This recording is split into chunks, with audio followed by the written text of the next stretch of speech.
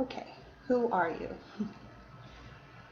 Um, and that's such a huge question, and that what that means to you could mean anything. What that question could mean to you. But let me ground that a little bit, and let's talk about who we think we are. Um, and every individual has their own kind of set of identity, who they think they are. It could be your religion, it could be the country you belong to, live in, could be your political affiliations, your view on a certain cause, you have a stance on certain things, your principles, your family, how you were raised to think, or your limitations of who you think you are. I have depression, or I'm learning disabled, or I'm a person of color, or I I belong to the gay community. All these things, and these are I'm not dismissing these. They're a very important part of our experience, and there's a reason that we have these things in our lives. Yet that's not all you are, and I don't say that as just kind of an idea. It's more to challenge you to really look deeper beyond all those things, because they may be really important part of your life and how you live life, and what your soul came here to do. But yet we don't want to get too caught up in those things, because they do end up limiting us. Even being a woman, there's a time where that's really important and beneficial to me, and there's time where that's actually limiting me.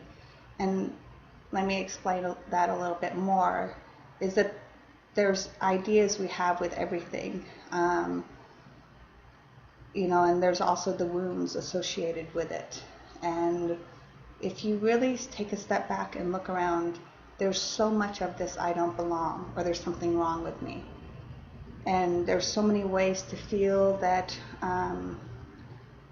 I belong to a minority group, or there's something less than. Maybe it could be an illness, or maybe it could be that you had a very abusive childhood. But if you just take a step back and you really look at not the way people seem, but what's really going on with people, and this is very evident on social media as well, is that people tend to have a very wounded identity in general. And in order to heal that, it's very good to talk about it if the person has it. If you haven't talked about these things, if you haven't explored these things, if you haven't felt them, yes, that can be very healing. And to have a community around that can be, yes, healing and necessary. Yet there is a limit to how far that can take you. So at some point you do need to let those attachments go, so you can find out actually who you are on a deeper level. Is this all that I am, or is there more to me? And that's really the place of true power. When you're not so identified with the problems associated with your identity, or the challenge, or the struggle, right? Our struggle. It's not to say there's not a struggle. There's definitely all kinds of things out there: racism, sexism, there's homophobia, there's all these people that are kind of disagreeing with each other, fighting each other. There's people that have been oppressed. Lots of people have been oppressed. That's a real thing. But if you look at our history, that's been going on for a really long time. There's always people that are being oppressed. And if you really want to find your true power, you need to go in and find what part of you believes that there is something wrong with you. Because you can only do so much by convincing or working in the world to try to make change. And that's great and necessary. For some people, that's very necessary work. But there's something deeper than that, and that's to go into your own beliefs and your own unconscious assumptions, because then ultimately that power comes in. For example, if you're a woman and someone is being sexist or misogynistic, and that true power is to see, because you've healed those wounds, you've looked at those, and you've worked through those, is that that's not my problem. You know, that's the point of true power, is that that person's sexism, that person's racism, whatever is going on actually is not for me to carry.